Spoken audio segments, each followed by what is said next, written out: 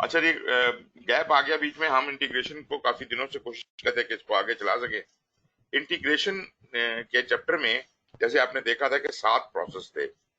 एक प्लानिंग में था, प्रोजेक्ट चार्टर बनाना, जो हम कर चुके हैं। और दूसरा एक तो इनिशिएशन में था।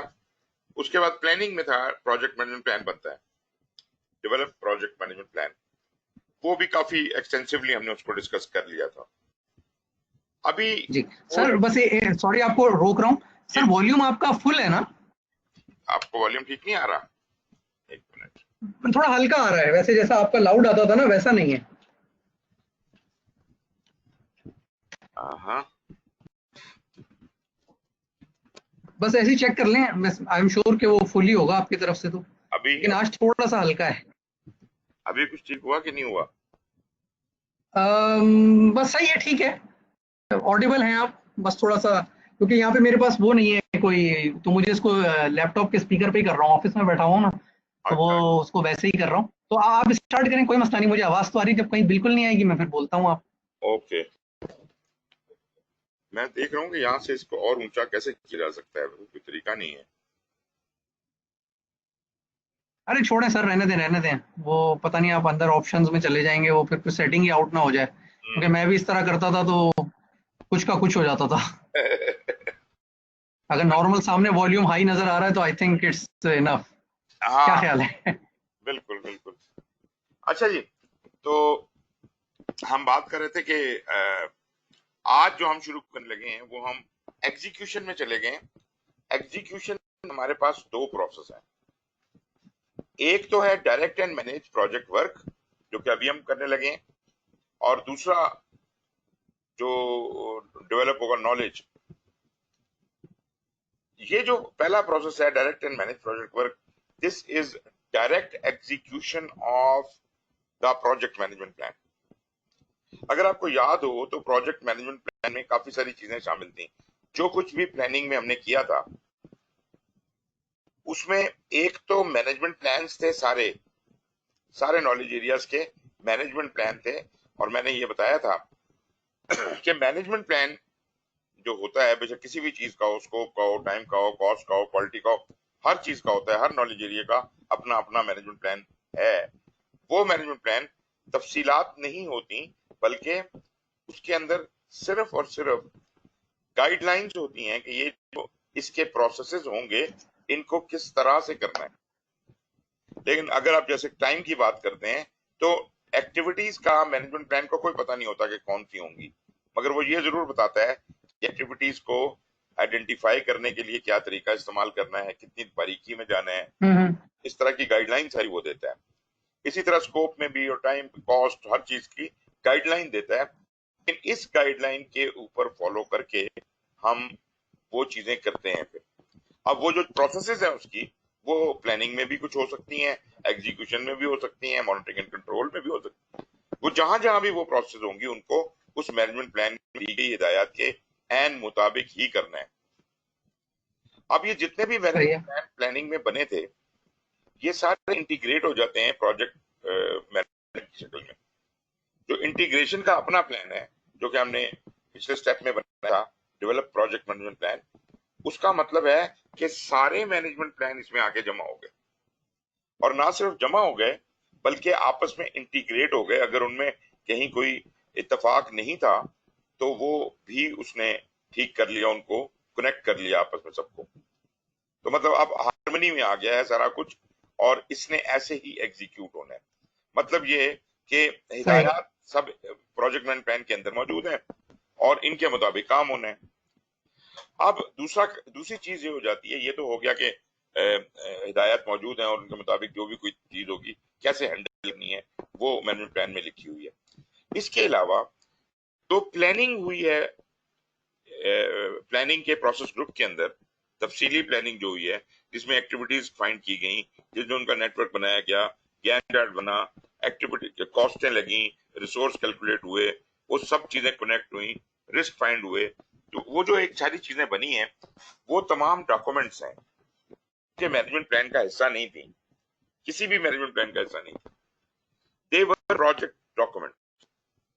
उन डॉक्यूमेंट्स में से बहुत से डॉक्यूमेंट्स तो ऐसे थे जो कि सब्सिक्वेंट चीज को फीड कर रहे थे। मतलब एक्टिविटीज की लिस्ट पता चली तो हमने उनका सीक्वेंस निकाला, सीक्वेंस पता लगा तो हमने उनकी ड्यूरेशन निकाली, उसका पता किया, फिर अल्टीमेटली एक फाइनल चीज बनी गैन चार्ट। स्केड्यूल जब बन जाता है तो स्केड्यूल काबिले अमल है एग्जीक्यूशन में। इसी तरह स्कोप जब अपनी हतमी शक्ल इख्तियार करता है तो वो जो उसकी आखिरी शक्ल है उसको हम कहते हैं स्कोप बेसलाइन। स्केड्यूल की आखिरी शक्ल को हम कहते हैं स्केड्यूल बेसलाइन। और इसी तरह कॉस्ट की जो बजटेड अमाउंट और बजटेड शक्ल आती है उसको हम कहते हैं कॉस्ट बेसलाइन। ये तीन बेसलाइनें हैं जो असल में एग्जीक्यूशन के दौरान काबिले अमल है। बाकी तो सब हिदायत है ना कि अगर ऐसा हो गया तो ये करना, अगर वैसा हो गया तो ये करना, लेकिन ये काबिले अमल चीजें। तो प्रोजेक्ट मैनेजमेंट प्लान में ये तीनों बेसलाइनें भी डाल दी गई थी। और दरअसल एग्जीक्यूशन के अंदर ये तीन बेसलाइनें ही हैं जिनके ऊपर हमने अमल पैरा होना है। We will actually act upon them, तब प्रोजेक्ट एग्जीक्यूट होगा। एग्जीक्यूशन में ये काम जो प्रोसेस करता है, इन बेसलाइनों के ऊपर जो अमल करता है, उसका नाम है direct and manage project work. ठीक है जी, ये वो वाला प्रोसेस है direct and manage project work जिसके अंदर ये सब कुछ हो जी रहा सर। है। अब जिस तरह स्केड्यूल कहता है कि जनाब इस तारीख को ये काम शुरू कर दो, फलानी चीज खरीद लो, ये इतने पैसे लगाओ इसके ऊपर, यहाँ इतना स्कोप पूरा हो गया है, जो भी हिसाब किताब एक्चुअली ऑन ग्राउंड हो रहा है वो direct and manage project work की वजह से हो रहा है। और अगर बीच में कहीं कोई चीज अटकती है तो उसके लिए हमारे पास हिदायत मौजूद है हर नॉलेज एरिया की मैनेजमेंट प्लान के अंदर। तो प्रोजेक्ट मैनेजमेंट प्लान एक मुकम्मल कैप्सूल है जिससे एग्जीक्यूशन हो जाती है। अब अगला सवाल ये पैदा होता है कि अगर कोई चीज सही प्लान ना हुई हो, क्योंकि हमें तो नहीं पता ना कि फ्यूचर में क्या होगा, हमने तो अपनी अकल के मुताबिक बेहतरीन प्लान बनाया था, लेकिन ऐसा हो नहीं सका, कुछ और सिचुएशन टर्न आउट हो गई, तो उस सूरत में क्या करना है, तो हमें मैनेजमेंट प्लान को देखना पड़ेगा। मैनेजमेंट प्लान में दिया हुआ है कि अगर कोई चीज हद से बाहर निकल जाती है, हमारी टॉलरेंस से बाहर निकल जाती है, और वो चीजें कौन सी हैं, वो तीन बेस लाइनें मैटर करती हैं। वो जो स्कोप, टाइम और कॉस्ट की बेसलाइन के मुताबिक अगर कोई चीज नहीं रहती और उससे बाहर निकल जाती है, मतलब स्कोप बाहर निकल गया, टाइम ज्यादा लग गया, कॉस्ट ज्यादा लग गई, वो एक खास टॉलरेंस लेवल से जो ही बाहर निकलेगी तो उस वक्त हमारा चेंज रिक्वेस्ट का प्रोसीजर इन्वोक हो जाएगा, चेंज कंट्रोल मैकेनिज्म वहां पे चालू हो जाएगा, और वो भी प्रोजेक्ट मैनेजमेंट प्लान का हिस्सा है। तो हम देखेंगे कि जहां कहीं कोई प्रॉब्लम एग्जीक्यूशन के दौरान आई और हमें लगा कि तब्दीली करनी पड़ेगी, और तब्दीली तभी होगी जब इन तीन बेसलाइन में से कोई चीज डिस्टर्ब होगी, अदरवाइज तब्दीली नहीं हो सकती। मेरा मतलब है अगर कोई रिस्क आ जाता है, कोई प्रोक्योरमेंट हो जाती है, कोई कोई और नॉलेज एरिया, उसका असर दरअसल स्कोप, टाइम या कॉस्ट की बेसलाइन पर ही पड़ता है। खुद से कोई चीज अलहदा से तब्दील नहीं हो सकती। कम्युनिकेशन अगर से कि कोई हम डिजाइन नहीं की तो उस कम्युनिकेशन की वजह से प्रोजेक्ट की सेहत पे तभी फर्क पड़ेगा ना जब स्कोप या टाइम या कॉस्ट में कोई डिस्टरबेंस होगी। अगर डिस्टरबेंस नहीं होती, बिल्कुल सही बात। अगर डिस्टरबेंस नहीं होती तो वो चेंज है ही नहीं, वो तो आपका इंटरनल मैटर है, आप अंदर ही अंदर फैसला कर लें, अच्छा यार ये रिपोर्ट भी बनानी शुरू कर दो, अगर उससे फर्क कोई नहीं पड़ रहा। तो इसका मतलब है कि चेंज रिक्वेस्ट जो है काम को यहाँ किया जाता है, और जहां कोई चीज काम प्लान के मुताबिक नहीं हो पा रहा, बेसलाइंस के मुताबिक नहीं हो पा रहा, तो हम उसकी चेंज रिक्वेस्ट करते हैं। चेंज रिक्वेस्ट पे फैसला देना एग्जीक्यूशन का काम नहीं है, वो मॉनिटरिंग एंड कंट्रोल का काम है। इसका मतलब है चेंज रिक्वेस्ट जहां से इनिशिएट की जाती है, यहाँ उस पर अमल बाद में अप्रूव हो जाएगी, तो भेज दी जाती है मॉनिटरिंग एंड कंट्रोल को, जहां पे उसके ऊपर जो कोई भी अमल करना है वो अमल किया जाता है। मतलब आई मीन कहने का मतलब है कि उसका अप्रूवल आना है या रिजेक्शन आनी है, वट एवर डिसीजन वहां से आना है। अच्छा, ये बात हो गई तब्दीली की सूरत में तो चेंज रिक्वेस्ट भेजेगा, और अगर चेंज रिक्वेस्ट ना हुई तो काम होगा, और काम होगा तो रिजल्ट निकलेगा। तो इसका मतलब ये हुआ कि रिजल्ट के तौर पे दो तरह की बातें निकलेंगी। एक तो डिलीवरेबल निकलेगी, जो कि अगेन मॉनिटरिंग एंड कंट्रोल के पास जाएगी ताकि वो उसको चेक कर ले कि ये ठीक बनी भी है कि नहीं बनी। और दूसरी चीज, जो हम काम कर रहे हैं, कामों की रिपोर्ट निकलेगी या कामों का डाटा जनरेट होगा कि जनाब ये काम हो गया इस तारीख को, ये एक डाटा है, फलानी चीज वक्त पे नहीं हो पाई, ये एक डाटा है।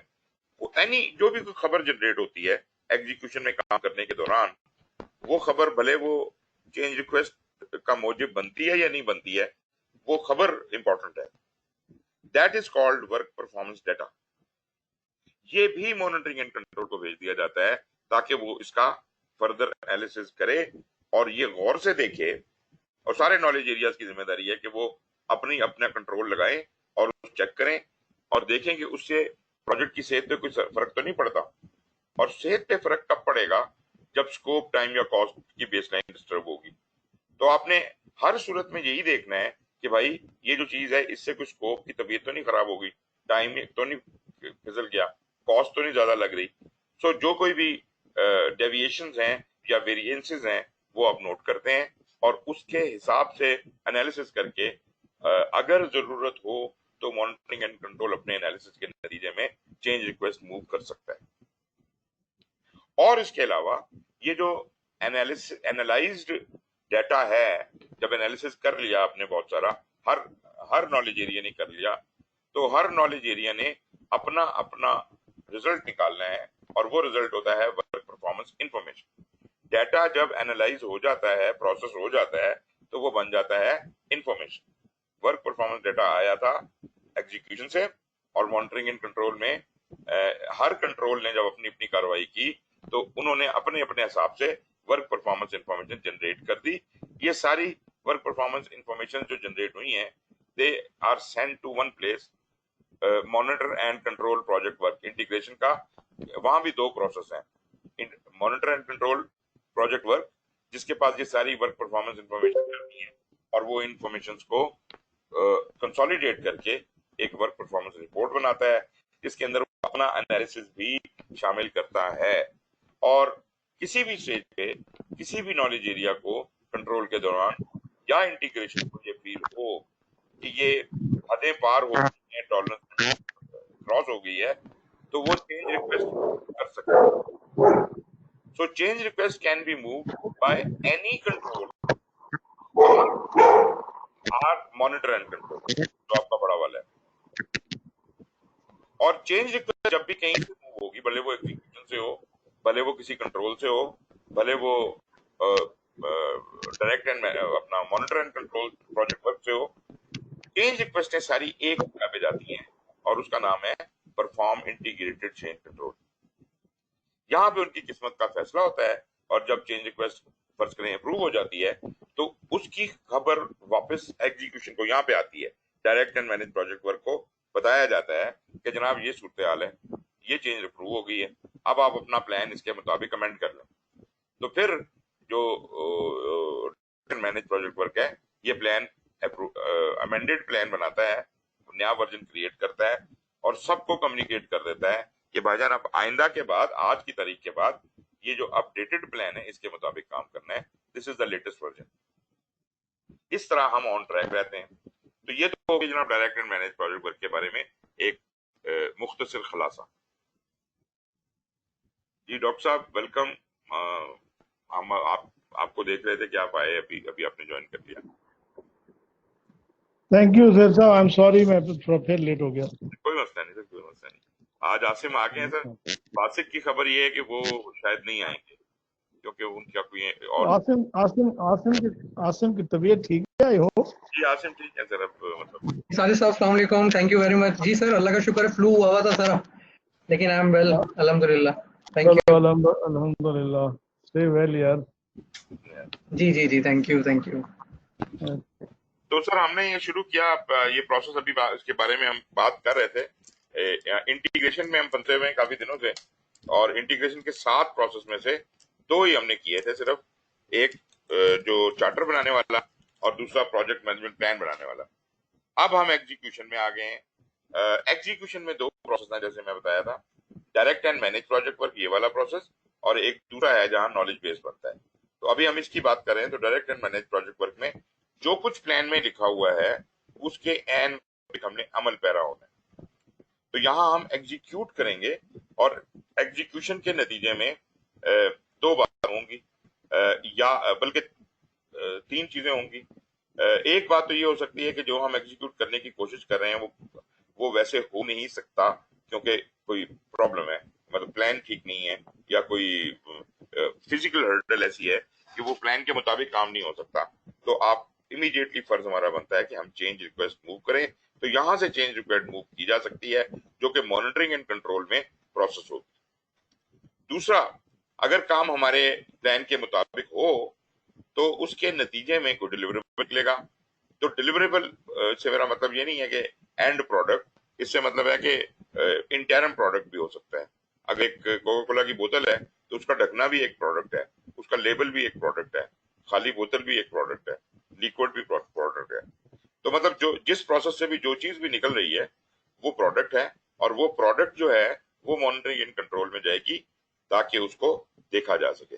और आपको याद होगा कि हमने ये बात की थी कि जब वो चीजें मॉनिटरिंग एंड कंट्रोल में जाती हैं तो वहां पे पहले हर डिलीवरेबल क्वालिटी के हिसाब से चेक होता है, क्वालिटी कंट्रोल होता है, और जब वहां से पास हो जाता है, वेरीफाई हो जाता है, वेरीफाइड डिलीवरेबल फिर जाता है स्कोप वैलिडेशन के लिए, जहां उसकी यूजर एक्सेप्टेंस होती है, स्कोप के मुताबिक चेकिंग होती है जिसमें ये वो तमाम फीचर्स मौजूद हैं जो कस्टमर ने मांगे थे, और उसके बाद वो वहां से पास होने के बाद कहलाता है accepted deliverable.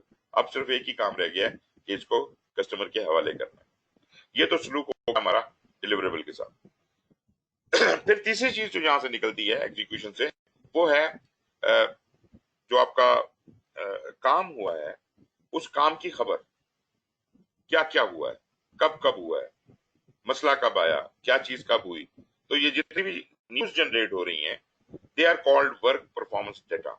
This work performance data is also send to monitoring and control, और वहां पे मॉनिटरिंग एंड कंट्रोल में सारे नॉलेज एरियाज रिप्रेजेंटेड हैं। हर एक का अपना अपना कंट्रोल बैठा हुआ है वहां पर, या मॉनिटर बैठा है या कंट्रोल। मैं बाद में बताऊंगा कि मॉनिटर क्यों है और कंट्रोल क्यों है। कुछ चीजों के मॉनिटर बैठे हुए हैं, कुछ के कंट्रोल बैठे हुए हैं। अब वो जो है वो सारे इस वर्क परफॉर्मेंस डेटा को उठाते हैं और अपने अपने प्लान के मुताबिक उसको चेक करते हैं अपनी। और अच्छा, ये चीज ध्यान में रखिएगा कि प्लान के मुताबिक वो भले चेक करें, लेकिन चेक क्या करते हैं, वो चेक तीन ये करते हैं कि ये जो कुछ हुआ है क्या ये स्कोप, प्रोजेक्ट के स्केड्यूल और प्रोजेक्ट के कॉस्ट के मुताबिक हुआ है। तब्दीली तभी आ सकती है, चेंज रिक्वेस्ट तभी बन सकती है अगर इन तीन चीजों में कोई टॉलरेंस क्रॉस कर जाए। इसके अलावा बाकी सब चीजें मैटर नहीं करती।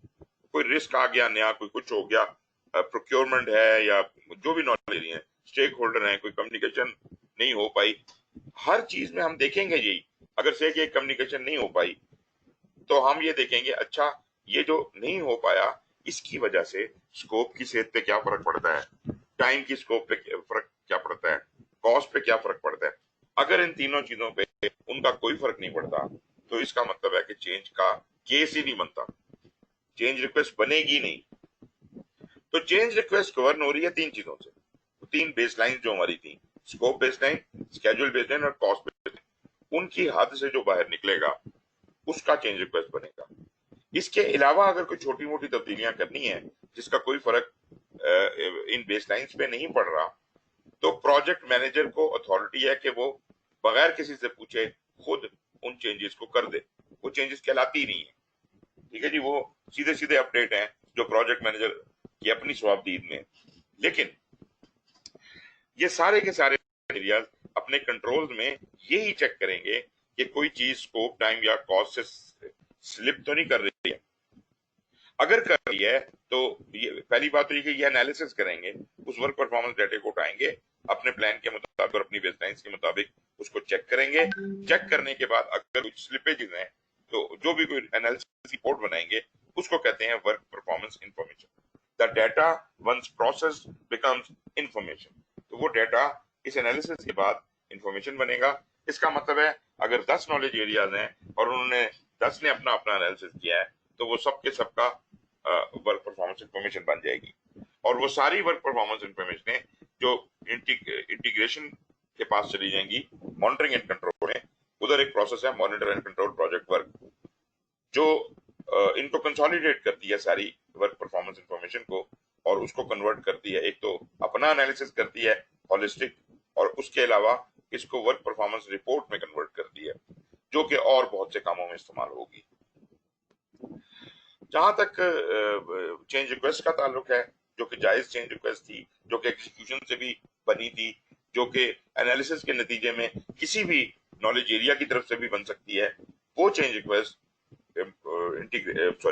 मॉनिटरिंग एंड कंट्रोल के दौरान इसका दूसरा प्रोसेस है परफॉर्म इंटीग्रेटेड चेंज कंट्रोल, वो उसको जाएगी और वो उसकी किस्मत का फैसला करेगा क्या कि ये चेंज रिक्वेस्ट अप्रूव हो या नहीं होती। जब कोई चेंज रिक्वेस्ट अप्रूव हो जाएगी, सिर्फ वो चेंज रिक्वेस्टें जो अप्रूव हो जाएंगी उनको वापस भेज दिया जाएगा इस प्रोसेस के पास, direct and manage project work, और ये उसके मुताबिक अपने प्लान्स को अमेंड करेगा और सब लोगों को बता देगा कि जनाब करंट प्लान का ये वर्जन चल रहा है, अब पुराने प्लान को कोई रेफर ना करे, आज के बाद जो काम होगा वो इसके मुताबिक हो। So this is the brief story. मेरा ख्याल है आसिम आपको तो बात रिपीट होगी, क्लियर होगी। दो दफा आपको डिफाइन। जी सर क्लियर है, बिल्कुल क्लियर है। आपने चेंज मैनेजमेंट के बारे में जिस तरह से बताया क्लियर है। बिल्कुल। तो ये जनाब इसको अब हम लेते हैं, इस प्रोसेस को जरा थोड़ा देखते हैं तफसील में इसकी क्या कहानी है। जैसे मैंने कहा कि ये जो है ये leading and performing the work defined, work कहाँ डिफाइंड हुआ था? प्रोजेक्ट मैनेजमेंट प्लान में।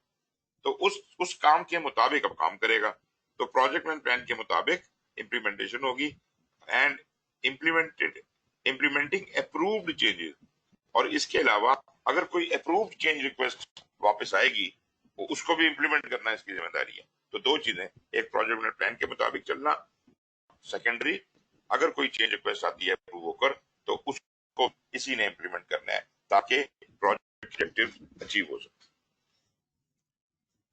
की बेनिफिट जो है इसके वो ये है जी कि overall management of the project work and deliverable, मतलब यूं समझिए कि एक्चुअल जो काम हो रहा है, काम जो हो रहा है प्रोजेक्ट का, जो विजिबल वर्क होता है वो यहाँ होता है। जब बिल्डिंग बन रही है तो बिल्डिंग यहाँ से बन रही होती है, जो चीज बन के निकल रही है, जो टेंजिबल सामने आ रहा है या वटेवर, तो वो यहां से आ रहा है। और जितनी अच्छी आप मैनेजमेंट करेंगे उतनी आप इंप्रूव करेंगे प्रोबेबिलिटी ऑफ प्रोजेक्ट सक्सेस।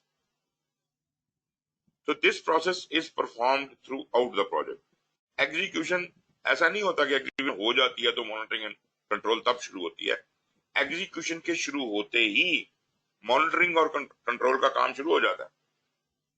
इसका मतलब है कि एग्जीक्यूशन आखिर तक चल रही है जब तक सारे काम मुकम्मल ना हो जाए, और साथ साथ मॉनिटरिंग एंड कंट्रोल भी हो रही है, और साथ साथ चीजें क्लोज डाउन भी होती जा रही हैं। तो ये जनाब कॉन्टिन्यूसली होता रहेगा, अब ये जारी रहेगा। और एक चीज और बताऊं कि प्लानिंग के अंदर दिमाग का इस्तेमाल है, बहुत हम प्रोएक्टिवली सोचते हैं, सोच समझ के करते हैं, बहुत तफसील में जाने की जरूरत है। इसलिए मैं कहता हूं कि प्लानिंग में टाइम देने की जरूरत है। दूसरा, जब मैं ये काम कर रहा हूं, जब मैं उस प्लान के ऊपर अमल कर रहा हूं, तो बराए मेहरबानी इस वक्त कोई दिमाग को सील ऑफ करके कहीं सेफ डिपॉजिट में रखवा दें। यहाँ आपने खुद से कोई फैसला नहीं करना, आपने वही करना है जो प्लान में लिखा हुआ है। ये ऐसे ही है कि जैसे आम ऑपरेशंस में हम एसओपी को फॉलो करते हैं, हमें अपना दिमाग खुद से इस्तेमाल करने की इजाजत नहीं है, क्योंकि अगर हमने एसओपी को फॉलो ना किया तो this is a punishable crime. भाई आपसे इस बात के ऊपर खबरगिरी हो सकती है कि आपने एसओपी को क्यों नहीं फॉलो किया, you can be punished for that, you were suppose to do that. Exactly इसी तरह से project management plan is a kind of a SOP for running the project. इसीलिए प्रोजेक्ट मैनेजमेंट प्लान को बहुत सोच समझ के, बहुत प्रोएक्टिवली, और जो जो कुछ होने का इम्कान है सारे इम्कान को मद्देनजर रखते हुए उसको प्लान किया गया है, और अब हम उसमें अमल पैरा हो रहे हैं। यहां पर मैं इसलिए इसके ऊपर इतना जोर दे रहा हूं कि आप ये नोट कीजिए कि अक्सर प्रोजेक्ट मैनेजर्स प्लानिंग को तो कोई चीज ही नहीं समझते। प्लानिंग तो होती रहेगी, हो जाएगी, खुद ही हो जाएगी, कॉलम या करके भेज देंगे। और मेरा ख्याल है कि चंद घंटों के वक्फे से प्रोजेक्ट एग्जीक्यूशन में आ जाता है, क्योंकि ना तो आपके बॉसेस इस बात को रियलाइज कर रहे हैं कि प्लानिंग की कोई अहमियत है, और वो जो मोटी मोटी बिजनेस एनालिसिस टाइप की प्लानिंग की गई थी, जिसकी बेस पे परमिशन दी गई थी, उसी को समझा जाता है कि यही प्लान बस हो गया ना, अब तुम काम करो। मतलब ये गवर्नमेंट के पॉइंट ऑफ व्यू से देखा जाए, PC1 को वो कहते हैं जी बस ये PC1 बन गया, अब आप एग्जीक्यूट करें, PC1 के मुताबिक एग्जीक्यूट करें। PC1 is not a detailed plan. मतलब ये तो बड़ी कोई कम अकली की बात है, मतलब अहमकाना बात है कि आप ये कहें कि जी PC1 की बेसिस के ऊपर आप प्रोजेक्ट करें, मजीद प्लान करने की कोई जरूरत नहीं। तो खैर प्लान जब हम एग्जीक्यूशन में आते हैं, तो जब प्लान अच्छा नहीं हुआ होता तो लाजमी बात है कि हमें प्रॉब्लम्स आएंगी बहुत ज्यादा। हर थोड़ी देर के बाद हम अटक जाएंगे, जब अटकेंगे तो रीप्लान करना पड़ेगा, back to the drawing board. और जब हम रीप्लान करेंगे तो हमारी एफर्ट भी एक्स्ट्रा लगेगी, पैसा भी एक्स्ट्रा लगेगा, और हम सिर्फ इमीडिएटली जो हमारे फ्रंट में प्रॉब्लम आई है, हम उस प्रॉब्लम का रेजोल्यूशन देख रहे होंगे, पूरे प्रोजेक्ट के ऊपर उसका असर बिल्ड नहीं कर रहे होंगे। तो ये तो गड़बड़ हो गई। हमने तो यहां तक कहा कि जब कभी कोई चेंज रिक्वेस्ट भी आए तो पूरे प्रोजेक्ट पे उसका असर बिल्ड करें और तब एग्जीक्यूशन में जाएं आप। यहाँ पे हम लोग सिर्फ अपना वो छोटा सा प्रॉब्लम निकालते हैं और फिर आगे बढ़ते हैं, फिर आगे अगले पत्थर से ठोकर के आगे गिरते हैं, और इस तरह गिरते पड़ते हम अपने प्रोजेक्ट की कंप्लीशन की तरफ बढ़ने की कोशिश करते हैं। तो पता ये चलता है कि हमने क्या कहते हैं 3-4 गुना ज्यादा टाइम गुजार दिया और 10 गुना ज्यादा पैसा लगा दिया। ये वजह है कि आपके प्रोजेक्ट्स बजट से कई गुना ज्यादा खर्च कर देते हैं और अलाउड टाइम से बहुत ज्यादा आगे चल जाते हैं। और ये कोई अचंभे की बात नहीं है, this is but normal. If we will adopt the same policy, अगर हम वही करतूत रखेंगे अपने, तो ये हमारे साथ होना फर्ज बनता है, जायज है, बिल्कुल ऐसा होगा आपके साथ। फिर एग्जीक्यूशन के दौरान आप होते कौन है तब्दीलियां करने वाले?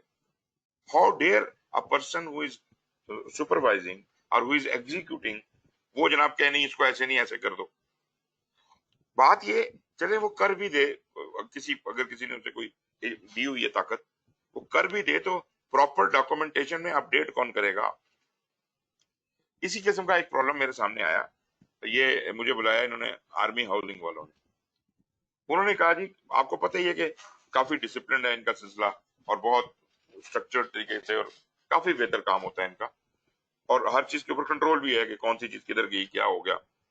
उन्होंने कहा जी हमारा एक मसला है कि हम जब बना देते हैं कोई बिल्डिंग, वो बेहतरीन बन जाती है, सब कुछ अप्रूव हो जाता है, एवरीथिंग इज ओके, वहां लोग आके बस भी जाते हैं, फ्लैट्स थे उनके, वो फ्लैट्स हमने पता नहीं कहाँ बनाए हुए हैं, तो उन फ्लैट्स में जब लोग आके आबाद हो गए और कई चंद साल गुजरने के बाद जब सीवरेज का पहला प्रॉब्लम आया, तो पता चला कि जहां से सीवरेज की लाइन गुजर रही थी और हमने खोदा तो वहां तो सीवरेज की लाइन थी नहीं, जहां से गैस की पाइप को दुरुस्त करने के लिए खोदा वहां पाइप नहीं थी, जहां पानी को देखने के लिए वहां पानी नहीं था, पानी की पाइप नहीं थी। तो ये क्या हो रहा है, ये कैसे हो गया? आप खुद अंदाजा लगाइए कि क्या हो गया। मतलब तो उनके लिए ये कुछ जिन्नाती किस्म का प्रॉब्लम था कि ये हुआ कैसे, मतलब ये कैसे, कहाँ गया हमारे पाइप, और पानी कहाँ से आ रहा है, और सीवरेज कहाँ जा रहा है। तो बेसिकली जो नक्शा जिसके मुताबिक वो चीज बनानी थी, ठेकेदार साहब ने अपनी स्वाबदीद के ऊपर उसको, जहां से उसको आसानी लगी, उसने वहां उन चीजों को तब्दील कर दिया। और एक ड्राइंग इंजीनियरिंग में एक ड्राइंग होती है, एक होती है टू बी और एक होती है एज इज। टू बी का मतलब ये होता है कि इस तरह होना चाहिए, ये पहले ड्राइंगें बन जाती हैं, इस तरह कंस्ट्रक्ट करो। जब वो कंस्ट्रक्ट हो जाता है तो फिर एक और ड्राइंग बनती है एज इज, जिसका मतलब होता है कि एक्चुअली किस तरह से चीजें लेआउट हुई हैं। अच्छा आप जनाब वो जो ठेकेदार थे वो ये तकलीफ गवारा नहीं करते थे कि उसको एज इज को अपडेट करें, वो पुराने ही फाइलें उठाते थे, पुराना नक्शा उठाते थे और उसी को कहते थे ये एज इज है, उसको अप्रूव करा लेते थे, ना ऊपर कोई देखता था, ना नीचे कोई देखता था। अल्टीमेटली ये इतना बड़ा ब्लंडर। तो मतलब ये है कि no, without any change request आप कुछ तब्दीलियां कर दी और उन तब्दीलियों का कोई रिकॉर्ड नहीं पाया जाएगा, तो इस तरह के प्रॉब्लम सामने आएंगे। और ये तो मैंने आपको बहुत ही मामूली प्रॉब्लम बताया, इससे बड़े बड़े हाथी खड़े होंगे और वो आपको बिल्कुल ही ले डूबेंगे। इसलिए डायरेक्ट एंड मैनेज को कतई कोई इजाजत नहीं है कि वो खुद से कोई फैसला कर सके कि ये काम ऐसे नहीं ऐसे कर लेता हूं। मैंने ये बताया आपको, अगर तो कोई चीज ऐसी है जो स्कोप को या टाइम को या कॉस्ट को इम्पैक्ट कर रही है, तो बगैर चेंज रिक्वेस्ट के वो तब्दीली नहीं लाई जा सकती। और अगर कोई उस छोटी तब्दीली है जिसमें स्कोप टाइम कॉस्ट के ऊपर इम्पैक्ट नहीं आ रहा, तो भी प्रोजेक्ट मैनेजर वो उसका मजाज है फैसला लेने का, लेकिन उसको डॉक्यूमेंट तो करेगा ना, उसको डॉक्यूमेंट करेगा। तो ये जनाब direct and manage project work में, मतलब मैं जनरली ये कहता हूँ कि दिमाग का इस्तेमाल मत, आपने खुद से कुछ नहीं सोचना, या जितना आपको इजाजत है सोचने की उससे ज्यादा दिमाग को ओवर ड्राइव में डालने की जरूरत नहीं है। अपना काम करें, इससे ज्यादा कुछ ना करें और सही काम करें जिस तरह आपको बताया गया है। प्रोजेक्ट मैनेजमेंट प्लान आपकी मुकम्मल एसओपी है। प्रोजेक्ट मैनेजमेंट प्लान अगर ठीक नहीं है तो ठीक करवाएं, और अगर आप उस पर बिलीव करते हैं तो अमल करें। ये नहीं आप कह सकते और ये तो प्लान तो है ही खराब। भाई प्लान खराब है तो ठीक करवाएं उसको, चेंज रिक्वेस्ट मूव करें कि प्लान में यहाँ पे खराबी है। आप खुद से, आपको कतन कोई ताकत नहीं दी गई कि आप तब्दीलियां कर सकते। एनीवेज जी, ये जो डायरेक्ट एंड मैनेज का प्रोसेस है, इसके अंदर क्या क्या इनपुट्स हैं, टूल्स और टेक्निक्स हैं, वो मैं आपको बताऊं।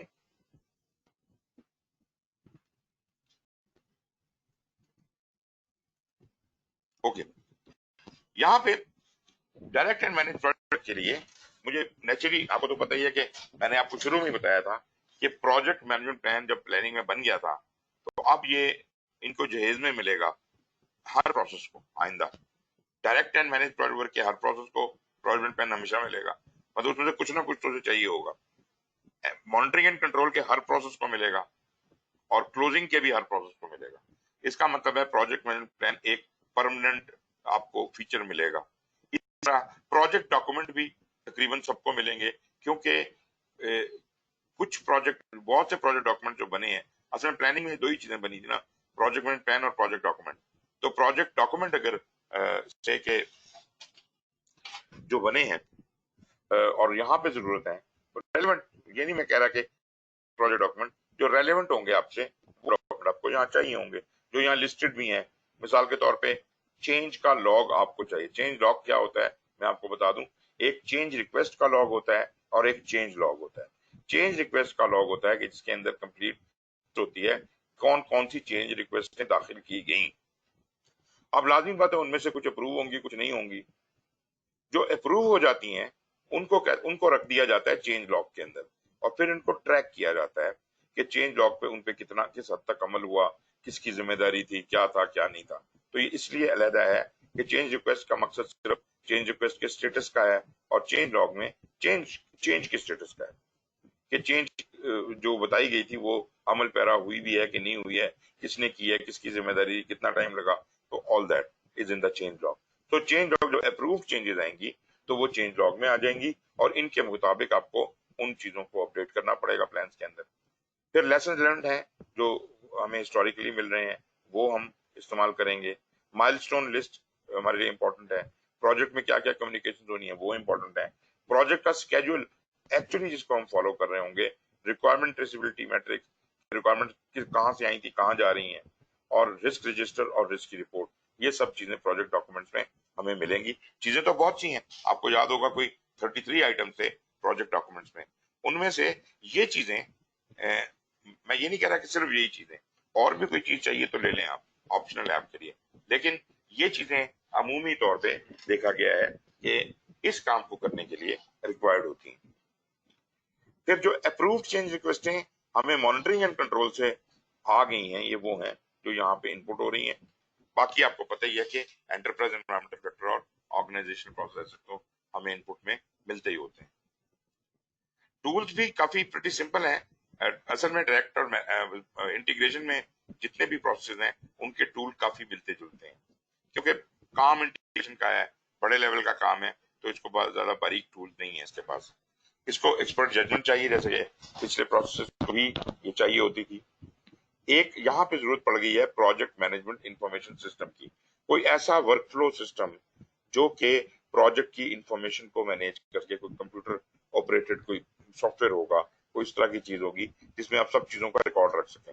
लेकिन ये प्रोजेक्ट मैनेजमेंट के सॉफ्टवेयर भी हो सकते हैं, जैसे MS प्रोजेक्ट है या बाकी चीजें, लेकिन वो खाली वो ही नहीं, क्योंकि वो सिर्फ स्केड्यूलिंग और बाकी इस किस्म के चंद कामों में मददगार होते हैं। What about the various plans where they are written, वो जो उनको लिखा कहाँ हुआ है, उनका वर्जन कंट्रोलिंग कैसे हो रही है, उनका हिसाब किताब क्या है, वो एक अलग सिस्टम है। तो कहने का मतलब है प्रोजेक्ट मैनेजमेंट इंफॉर्मेशन सिस्टम में ऑटोमेटेड टूल्स हो सकते हैं जिसमें प्रोजेक्ट मैनेजमेंट का सॉफ्टवेयर भी एक छोटा सा हो सकता है। और जरूरी नहीं है कि ये ऑटोमेटेड ही टूल हो, अब मैनुअल टूल्स भी हो सकते हैं इसके अंदर। और ये काम सारा जो हम कर रहे होंगे डायरेक्टर मैनेजमेंट वर्क में, इसके अंदर हम मीटिंग्स करेंगे तो, और उसके इंटरनल जो हमारी मीटिंग्स होंगी, नतीजे में हम तीन बड़ी चीजें निकाल रहे हैं। जैसे मैंने आपको बताया था, डिलीवरेबल निकाल रहे हैं, बेशक वो पार्ट डिलीवरी क्यों ना हो, वर्क परफॉर्मेंस डाटा, खबरें जो जनरेट हो रही हैं वो निकल रही हैं, और चेंज रिक्वेस्ट निकल रही है। ये तीन मेजर आइटम्स हैं। और इसके अलावा जो छोटे आइटम्स हैं उसमें इशू लॉग्स हो सकते हैं कि ये काम किए, काम में कुछ इश्यूज रेज हुए, जो इशू रेज हुए वो आपने इशू लॉग में डाल दिए और उनको फिर एस्केलेट किया, या जो भी उनके साथ प्रोसेस करना था वो एक अलग तरीका कार है। लेकिन एक बात में यहाँ आगे चल के वाजे हो जाएगी, लेकिन यहाँ मैं थोड़ा इसको बताता जाऊं। इशू होता क्या है? चीज है जो आपके सामने आ धमकती है, एक प्रॉब्लम के तौर पे आपके सामने एक चीज आ धमकती है, जब अक्कर हो जाती है तब पता चलता है ओहो ये भी हो सकता था, और ये जब हो जाता है तो उसको भुगतना पड़ता है। तो उसको फिर हम इशू लॉग में रखते हैं और उसको रिजॉल्व करने की कोशिश करते हैं। और इशू और प्रॉब्लम तकरीबन एक ही तरह की चीज है, प्रॉब्लम को जरा इशू से बड़ा लेवल समझ लीजिए। तो इश्यूज लीड टू प्रॉब्लम। मगर एक बात जो शायद अक्सर लोग नहीं मानते और समझते, वो ये है कि इशू की जन्मभूमि कौन सी है। इशू दरअसल ऐसे ही नहीं अचानक अक्कर हो गया, इशू के पीछे कोई और चीज भी थी, और वो था उसके होने का इम्कान, वो था रिस्क। जब तक इशू अक्कर नहीं किया था उस वक्त तक वो रिस्क था, भले आपको पता था या आपको नहीं पता था, आप उस रिस्क को पहचानते थे या नहीं पहचानते थे। अगर नहीं पहचानते थे तो वो इशू की सूरत में आ धमकेगा, अगर पहचानते थे तो उस रिस्क के ऊपर नजर रखी हुई थी, जब वो रिस्क अक्कर हुआ तो वो इशू बन गया। जब मुझे पता होगा उस रिस्क का पहले से, तो हो सकता है मैं कोई ऐसे इकदाम लूं जिससे उसका असर कम हो जाए, जिसकी वजह से कम छोटा इशू खड़ा होगा। लेकिन ऐसा रिस्क जिसका पता ही ना हो, पता शुरू से आपको नाम ही ना आता हो, you could not have identified it, वो तो फिर आएगा और जो करना है करके जाएगा। वो कहता है ना जी, जंगल में शेर आ गया तो अब मैं क्या करूं, तो कहते हैं अब आपने नहीं करना, अब शेर ने करना है, तो अब तो शेर ही करेगा। लेकिन अगर आपको पता लग गया था पहले से, तो फिर आप कोई एहतियाती तदबीर भी कर सकते थे। तो ये मैं सिर्फ बात इधर पॉइंट आउट करना चाहता हूँ कि इशू लॉग जो है ये असल में वो चीजें हैं जो, ये वो रिस्क हैं जो अक्कर हो चुके हैं। जब तक रिस्क अक्कर नहीं होता तब तक उसे हम रिस्क कहते हैं। जिस मोमेंट पे वो अक्कर हो जाता है, it ceases to be a risk and it becomes an issue, no matter how small और how big, but it becomes an issue. फिर जनाब चेंज रिक्वेस्ट है। चेंज रिक्वेस्ट एग्जीक्यूशन से, अगर हमें एग्जीक्यूशन के दौरान ऐसा होता है कि बेसलाइन के मुताबिक काम नहीं हो पा रहा और तब्दीली रिक्वायर्ड है, तो हम इतनी ताकत रखते हैं कि चेंज रिक्वेस्ट कर सकें। लेकिन चेंज खुद से नहीं करने की इजाजत नहीं है हमें, चेंज रिक्वेस्ट कर सकें। चेंज रिक्वेस्ट हम फॉरवर्ड कर देते हैं मॉनिटरिंग एंड कंट्रोल को, और वहां परफॉर्म इंटीग्रेटेड चेंज कंट्रोल का प्रोसेस इस चेंज रिक्वेस्ट का जिम्मेदार है। इस चेंज रिक्वेस्ट पे वो फिर डिसीजन देता है, और लाजमी बात है कि वहां पे कोई बोर्ड बैठता होगा, वो फैसला करता होगा। इसके अलावा जो स्टैंडर्ड हमारे आउटपुट्स हैं, इस सारी कार्रवाई की वजह से अगर प्रोजेक्ट के कोई डॉक्यूमेंट्स या प्रोजेक्ट प्लान के कोई इंग्रेडिएंट्स में अपडेशन रिक्वायर्ड है तो वो कर दें, और प्रोजेक्ट डॉक्यूमेंट्स के इंग्रेडिएंट्स में जो रिक्वायर्ड है वो कर दें। प्रोजेक्ट डॉक्यूमेंट में अमूमन एक्टिविटी लिस्ट रिवाइज हो जाती है, एजम्पशंस का लॉग रिवाइज हो जाता है, लेसन लर्न रजिस्टर रिवाइज हो जाता है, रिक्वायरमेंट के डॉक्यूमेंट जो हमने वो रिवाइज हो सकते हैं, रिस्क रजिस्टर रिवाइज होता है, स्टेक होल्डर रजिस्टर रिवाइज हो सकता है, और भी चीजें हो सकती हैं। ये पाबंदी नहीं है कि आपने इस लिस्ट को ही याद रखना है, मगर ये है रेडी रेकनर है। जब आप काम कर रहे हो, मैं बल्कि मेरे एक स्टूडेंट थे सऊदीया जा रहे थे काम से जॉब पे, तो मैंने उनको ये कहा कि भाई आपने वहां जाकर ये पीएमबीओ के कॉपी ओरिजिनल किताब खरीद के ले जाओ, और ये किताब तुमने बगल में दबा के रखनी है। जो काम करोगे तुमने साइट पे ही खड़े होकर किताब खोल लेनी, और फिर इसको रिलीजियसली फॉलो करोगे। आप यकीन कीजिए उस बंदे ने ऐसा ही किया। मैंने यहाँ से कोई 10 इंजीनियर उस कंपनी को भिजवाए थे। आप यकीन कीजिए कि कॉन्ट्रैक्ट पूरा होने के बाद 9 वापस आ गए, ये एक बंदा था जो अभी तक वापस नहीं आया। इस बात को काफी अरसा गुजर गया है, मतलब वो 2 साल का कॉन्ट्रैक्ट था, और अभी मेरा ख्याल है कुछ 7-8 साल हो गए इस बात को।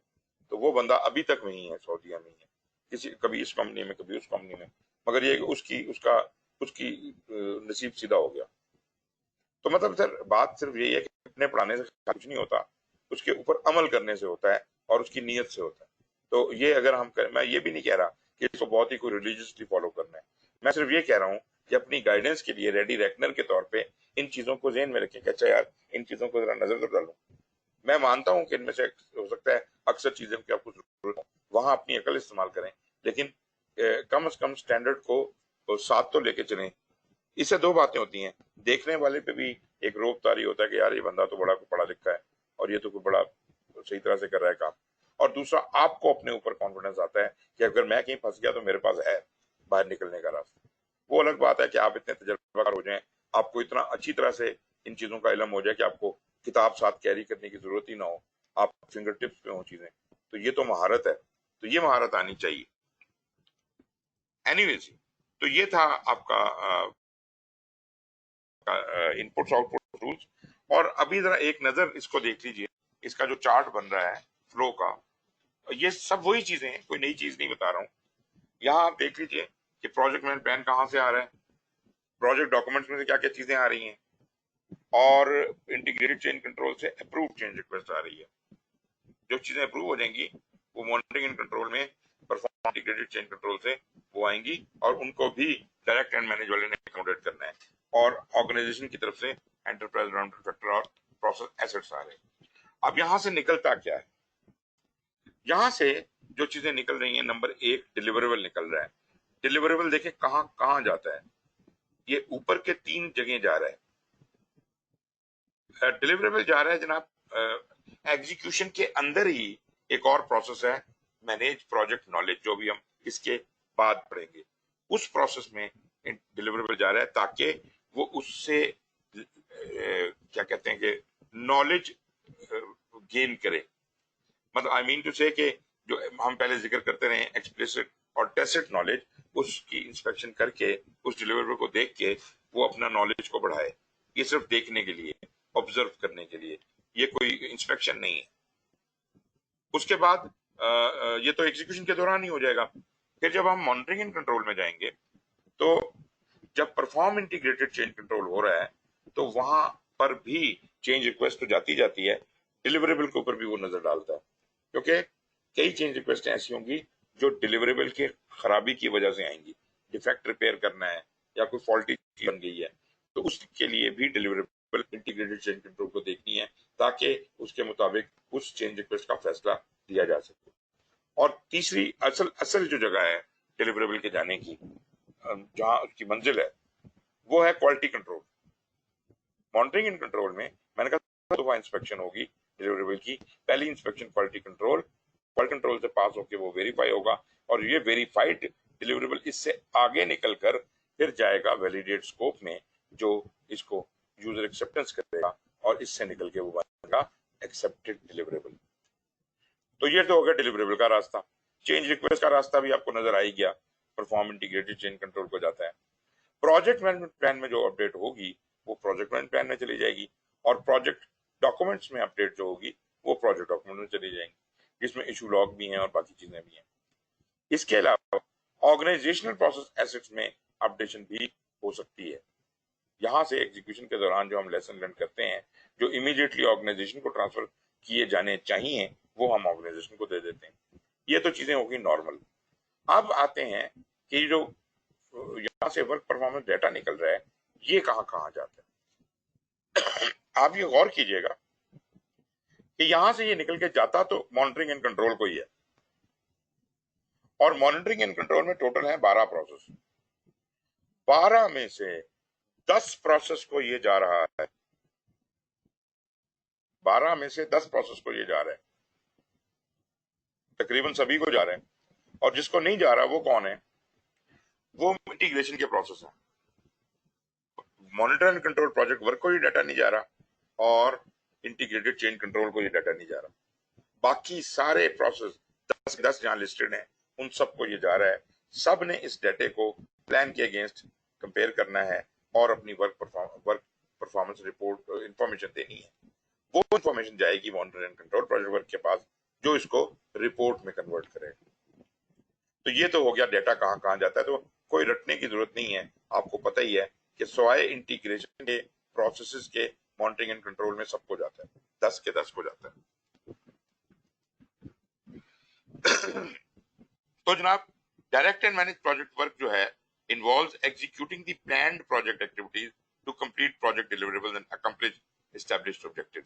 यहाँ पे अमल होता है, अमल फिजिकली हम परफॉर्म करते हैं। यहाँ अवेलेबल रिसोर्सेज, यहाँ पर असल में काम जहाँ हो रहा है ना, रिसोर्सेज आते भी यहाँ हैं, इस्तेमाल भी यहाँ होते हैं और फारिग भी यहीं पे हो जाते हैं।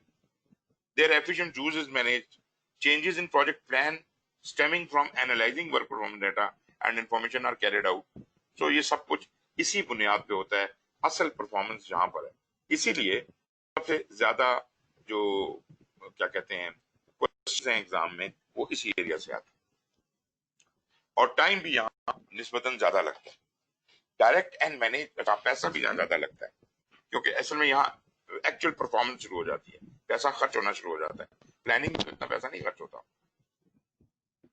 Direct and manage project work process is directly affected by the project application area. Deliverables are produced as outputs from processes performed to accomplish the project work as planned and scheduled in the project management plan. बिल्कुल जिस तरह project management plan के अंदर दिया गया है, बताया गया है, चीजें एग्जैक्टली उस तरह से अक्कर करें। अगर ना कर पा रही हूं तो उसको फिर हम दुरुस्त करेंगे। Project manager along with the project management team directs the performance of the planned project activities and manages various technical and organizational interfaces that exist in the project. मतलब आप यूं समझ लीजिए कि प्रोजेक्ट मैनेजर अब प्रोजेक्ट मैनेजर की टोपी उतार के अब वो मैनेजर की टोपी पहन ली है एग्जीक्यूशन के लिए। वो he is a leader, he is a performer, he is a negotiator, वो वाले काम इसने शुरू कर दिए हैं प्रोजेक्ट मैनेजमेंट के अलावा। ये एक्चुअल परफॉर्मेंस। इसमें हमें we require review of the impact of all project changes and the implementation of approved changes, जिसको करेक्टिव एक्शन और प्रिवेंटिव एक्शन जिससे बनते हैं, ये हम बाद में करते हैं। प्रोजेक्ट एग्जीक्यूशन के दौरान वर्क परफॉर्मेंस डाटा इकट्ठा होता है और वो दे दिया जाता है तमाम controlling processes monitoring and control में, ताकि वो उसको एनालाइज कर सकें और वो उसको एनालाइज करके इंफॉर्मेशन में कन्वर्ट करते हैं about the completion status of the deliverable and other relevant details about project performance, जो कि बाद में जाके कंपाइल होके रिपोर्ट बन जाता है। Work performance data will also be used as an input to the monitoring and control process group. हर कंट्रोल को ये मिलेगा इनपुट के तौर पे and can be used as feedback into lesson learned.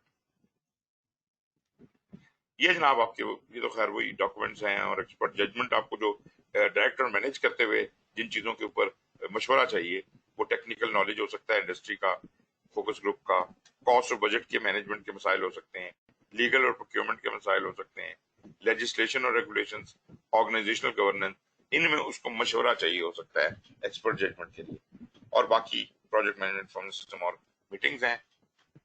Project management information system, जैसे मैंने आपको कहा, ये एक सॉफ्टवेयर टूल हो सकता है जिसमें स्केड्यूल सॉफ्टवेयर भी हो, वर्क ऑथराइजेशन का सिस्टम भी हो, कॉन्फ़िगरेशन मैनेजमेंट का मैकेनिज्म भी हो और इंफॉर्मेशन को कलेक्ट करना, डिस्ट्रीब्यूट करने का बंदोबस्त भी हो, मतलब पूरा वर्क फ्लो, चीजें जो है प्रॉपर ऑटोमेटेड तरीके से ट्रांसफर हो सकें, as well as interfaces to other online automated system such as corporate knowledge base and repository. तो खाली एमएस प्रोजेक्ट ये सारे ड्रामे नहीं कर सकते। सो automated gathering and reporting on key performance indicators can be part of this system। अब अगर आपने स्ट्रेटजी को भी इसके साथ मिलाना है तो जो केपीआईज आपके बॉसेस ने रखे हुए हैं वो उनको केपीआईज को अटैच कर सकते हैं इन टूल्स के साथ, और इनसे ऑटोमेटिकली उनको अपग्रेड नजर खबर मिलती रहेगी कि कौन से केपीआईज पूरे हो गए हैं, कौन से कहाँ जा रहे हैं, उनकी पूरी परफॉर्मेंस रिपोर्ट उनके पास ऑटोमेटिक जनरेट होकर जाती रहेगी। Meetings are used to discuss and address pertinent topics of the project when directing and managing project work. Attendees may include the project manager, project team, appropriate stakeholders involved and affected by the topic addressed. Each attendee should have a defined role to ensure appropriate participation. Meeting कई किस्म की हैं, kick off meeting है, technical meetings हैं, फिर अगर आप agile में काम कर रहे हैं तो स्प्रिंट और आइटरेशन प्लानिंग होती है, scrum daily stand up meeting होती हैं, स्टीयरिंग ग्रुप की मीटिंग होती हैं, प्रॉब्लम सॉल्विंग के सेशंस होते हैं, प्रोग्रेस अपडेट्स के होते हैं, रेट्रोस्पेक्टिव लेसन लर्न की मीटिंग होती हैं। तो इस तरह बहुत सी किस्म की मीटिंग है, इनको अलग अलग देखना पड़ेगा। डिलीवरेबल जो है ये आपके आउटपुट हैं। डिलीवरेबल, वर्क परफॉर्मेंस डेटा और चेंज रिक्वेस्ट, ये तीन चीजें मैंने कहा था, ये तो आपकी मेजर आउटपुट्स हैं।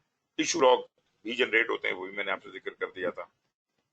Deliverable is any unique or verifiable product result or comparability to perform a service that is required to be produced to complete a process phase of project. Deliverables are typically outcome of the project and can include components of the project management plan. So change control should be applied once the first version of deliverable has been completed. The control of the multiple versions or additions of a deliverable document, software, building blocks is supported by configuration management tools and procedures. Configuration management बहुत important है जी, ना सिर्फ documents का version control करने के लिए बल्कि deliverable का भी वर्जन कंट्रोल करने के लिए। तो ये मत समझिएगा कि कॉन्फ़िगरेशन मैनेजमेंट कोई सिर्फ डॉक्यूमेंट की वर्जनिंग है, this is also about the deliverable. अगर से कि आप एक गाड़ी बना रहे हैं और आपने उसका एक टायर बनाया और वो टायर सही नहीं बना, तो आप कहेंगे कि आप नया बनाओ, उसके अंदर ये करेक्शन करके लाओ। वो जो नया टायर बन के आएगा वो वर्जन 2 होगा पहले वाले टायर। पहला टायर भी आप वहां पे कहीं डिस्प्ले करेंगे ये वर्जन 1 है, दूसरा वर्जन 2 है, और वो अप्रूव हो गया तो वो लग जाएगा गाड़ी में, मगर ये आपकी हिस्टोरिकल डाटा में रह जाएगा कि पहले ये चीज बनी थी और अब ये चीज बनी। इसी तरीके के साथ आपके जो डॉक्यूमेंट्स हैं उसमें जो ही कोई डॉक्यूमेंट अपडेट होता है, अपग्रेड होता है, तो उसके वर्जन का नया नंबर, किस तारीख को अपडेट हुआ, किस इजाजत से, किसकी इजाजत से अपडेट हुआ, कौन ऑथर था, वगैरह वगैरह उसमें रिकॉर्ड होता है। तो ये सारे रिकॉर्ड को मेंटेन करने का नाम कॉन्फ़िगरेशन मैनेजमेंट है। फिर आपका वर्क परफॉर्मेंस डेटा है, जो मैंने आपको बताया कि whatever raw observations and measurements identified during activity being performed to carry out the project work. Data are often viewed as the lowest level of detail from which the information is derived by other processes for monitoring and control. Data is gathered through work execution and passed to the controlling process for further analysis. क्या examples हो सकती हैं जी work performance data की? इसमें work completed, जो काम खत्म हो गया, कब कंप्लीट हुआ, क्या कौन सा काम कंप्लीट हो गया, की परफॉर्मेंस इंडिकेटर्स हो सकते हैं, टेक्निकल परफॉर्मेंस मेजर्स हो सकते हैं, एक्चुअल स्टार्ट और एक्चुअल फिनिश डेट्स हो सकती हैं कि एक्चुअली ये चीज कब खत्म हुई या कब शुरू हुई, स्टोरी पॉइंट्स हो सकते हैं एजाइल के सिलसिले में, डिलीवरेबल स्टेटस हो सकता है, and so on and so fourth. ये सब चीजें जो यहाँ लिस्ट हैं, they could be forms of work performance data. Issue log, the life cycle of a project, the project manager will normally face problems, gaps, inconsistencies, or conflicts that occur unexpectedly and that require some action so they do not impact the project performance. तो issues को फौरी resolve करना है। और ये बात उसने जरा सा जिक्र कर दिया, उसने कहा अनएक्सपेक्टेडली। अनएक्सपेक्टेडली से क्या चीजें इनमें आती है? इसका मतलब है इशू इससे बेशतर रिस्क था, लेकिन चूंकि अब ये अक्कर हो गया है, अब ये it is no more a risk, अब ये एक हकीकत है, अब हमें इस हकीकत को फेस करना पड़ेगा। अब हम ज्यादा इसका इम्पैक्ट रिड्यूस करने की या इसका असर जायल करने की कोशिश करेंगे। और अगर आपने इसको अंडर दी कारपेट कर दिया इशू को, तो याद रखिएगा कि ये एक फोड़े की तरह गल्ला सड़ना शुरू कर देगा और एक वक्त आएगा कि आपको अपनी जिस्म का वो हिस्सा काटना पड़ेगा। इसलिए इशू को पाले मत, इशू को रिजॉल्व करें किसी भी लेवल पे हो। अगर अपने लेवल पे नहीं होता जल्दी से ऊपर भेजें, ऊपर वाला भी पेंडिंग ट्रे में न रखे, जल्दी से उस मसले का हल निकले या अपने से ऊपर भेजे। एस्केलेशन होनी चाहिए। अगर इशू को पाला गया तो ये एक बहुत बड़ा प्रॉब्लम बन जाएगा, और प्रॉब्लम बन गया तो शायद फिर एक नया प्रोजेक्ट करना पड़ेगा इस प्रॉब्लम को रिजॉल्व करने के लिए। मेरा ख्याल है आपको ये बात समझ जरूर आ रही होगी, लेकिन हम इसको प्रैक्टिकल लाइफ में फॉलो नहीं कर रहे होते। हम अमूमन ये करते हैं कि जो चीजें पसंद नहीं आती, जो तकलीफ दे होती हैं, उनको कारपेट रखते जाते हैं, और या फॉर दैट मैटर हम नहीं रखते तो हमारा बॉस रखता जाता है। उसको एक चेंज रिक्वेस्ट भेजी हुई है या एक इशू लॉग, एक इशू रिजॉल्व होने के लिए भेजा हुआ है, और उसने उसके ऊपर उसको पेंडिंग में रखा हुआ है 3 महीने से। गवर्नमेंट ऑफिस में कॉमन प्रैक्टिस है, पेंडिंग में रख दो जी।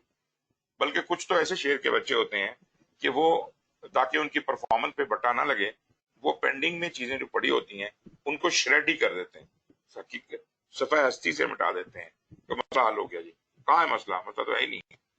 तो बाद में कहेंगे जब घूमता घामता वो गलत सड़ के पूरा प्रॉब्लम बन जा चुका होता है और तब आता है तो कहते हैं हम उस वक्त थोड़ी होंगे, जो होगा भुगत लेगा। ये एक गंदी सोच है। ये इस तरह से हम लोग काम कर रहे होते हैं। तो जनाब, अगर आप सिंसियर हैं, अगर आप अपने काम के साथ लॉयल हैं, तो आप उन मसाइल को वहीं ऑन द स्पॉट खत्म करें। में क्या क्या कुछ होता है, इशू की टाइप लिखी जाती है, किसने ये इशू रेज किया, कब किया, इसकी डिस्क्रिप्शन क्या है, इसकी प्रायोरिटी, किसको असाइन हुआ, इसको उसको पर रेजोल्यूशन के लिए, टारगेट रेजोल्यूशन डेट क्या दी गई, उसका स्टेटस क्या हुआ, फाइनल सोल्यूशन क्या हुआ। और फिर ये हो सकता है कि जब किसी को दिया गया, उसने कहा जी मैंने ये मेरे पास में नहीं था, मैंने आगे इसको एस्केलेट कर दिया, फिर वहीं आ गया कि who is assign to this issue, फिर उसने उसके ऊपर क्या किया। तो ये साइकिल इस एस्केलेशन में चलती रहेगी। Issue log will help the project manager effectively track and manage issues, ensuring that they were investigated and resolved. The issue log is created by the first time as an output of this process, although issues may happen to any time, at any time during the project. Issues, आपको याद होगा, assumptions तो उस वक्त से बनना शुरू हो जाती हैं जहां से आप चार्टर लिखते हैं। पहली assumption वहां से आती है। अच्छा, ये भी एक मैं मजे की बताऊं, assumptions जो हैं वो अमूमन रिस्क को जन्म देती हैं। जो आप assumptions देते हैं ना, आपको पता नहीं है एक चीज के बारे में, आप कहते हैं अच्छा यार ये इस चीज का पता नहीं कितना वजन होगा, मेरे पास तो कोई तरीका नहीं है इसको नापने का, तो अंदाजे से 10 टन होगा इसका वजन। वो 10 टन के हिसाब से आप उसके ऊपर से कि आपने उस पत्थर को डिमोलिश करना है, आप उस 10 टन के हिसाब से उसके ऊपर डेमोलिशन लगाते हैं, वो उसका बाल भी बीका नहीं होता। तो मतलब ये है कि ये assumption जब गलत साबित होती है, ये एक रिस्क होता है कि ये assumption गलत साबित हो जाएगी, और अगर गलत साबित हो गई तो इशू खड़ा हो जाएगा। तो आप ये समझिए कि इशू का रिस्क से और रिस्क का इशू से ताल्लुक है, और इशू का आगे प्रॉब्लम से। Issue log is created for the first time, ये तो बात कर ली। Issue log is updated as a result of the monitoring and control activities throughout the project life cycle. फिर आपकी चेंज रिक्वेस्ट है, is a formal proposal to modify any document deliverable or baseline. When issues are found while project work is being performed, ये execution के दौरान, change request can be submitted, which may modify project policies or procedures. ऐसा भी तो हो सकता है ना कि जो आपके मैनेजमेंट प्लान के अंदर जो तरीकेकार लिखा हुआ है, वो तरीकेकार गलत हो और उसे अमेंड करने की जरूरत हो, उसको भी किया जा सकता है, और काम को भी अमेंड किया जा सकता है। प्रोजेक्ट और प्रोडक्ट के स्कोप को भी अमेंड किया जा सकता है, कॉस्ट को, बजट को भी अमेंड किया जा सकता है, स्केड्यूल को, क्वालिटी को, प्रोडक्ट रिजल्ट्स, किसी भी चीज को अमेंड किया जा सकता है। मगर उसके लिए देखना क्या है, स्कोप टाइम कॉस्ट के ऊपर फर्क पड़ रहा है कि नहीं पड़ रहा। Other change request cover the needed preventive और corrective action to forestall negative impact later in the project. मतलब कुछ चेंज रिक्वेस्ट इस वजह से की जाती हैं कि या तो एक चीज अभी अक्कर ही नहीं हुई, और खदशा है कि उसमें गड़बड़ होगी, तो हम उसके लिए प्रिवेंटिव एक्शन लेते हैं। या एक चीज खराब हो रही है और हम उसको दुरुस्त कर रहे हैं, साथ साथ करेक्टिव एक्शन लेते हैं। Any project stakeholder may request a change, तो चेंज रिक्वेस्ट कहीं से भी कोई भी जनरेट कर सकता है। Change request are process for review and disposition through perform integrated change control. Monitoring and control में ये प्रोसेस है परफॉर्म इंटीग्रेटेड चेंज कंट्रोल, ये जिम्मेदार है इस चेंज रिक्वेस्ट को प्रोसेस करने का, और इसकी इजाजत जो मिलेगी वहां बोर्ड बैठेगा और वो देगा कि इसको अप्रूव किया है या रिजेक्ट किया है। Change request can be initiated from inside और outside of the project and that can be optional और लीगली कंट्रैक्चुअली मैंडेटेड। अब वो डिपेंड करता है, अगर आपका चेंज जो है वो कॉन्ट्रैक्ट की किसी क्लास को चेंज करने की बात करता है, तो आपको रीनिगोशिएट करना पड़ेगा कॉन्ट्रैक्ट, वो लीगल मैटर बन जाएगा। और अगर आपका अंदरूनी मामला है प्रोजेक्ट के अंदर का, तो वो फिर आप उसका फैसला बगैर कॉन्ट्रैक्ट को चेंज किए भी दे सकते हैं। चेंज रिक्वेस्ट जो है उसकी क्या क्या शक्लें हो सकती हैं?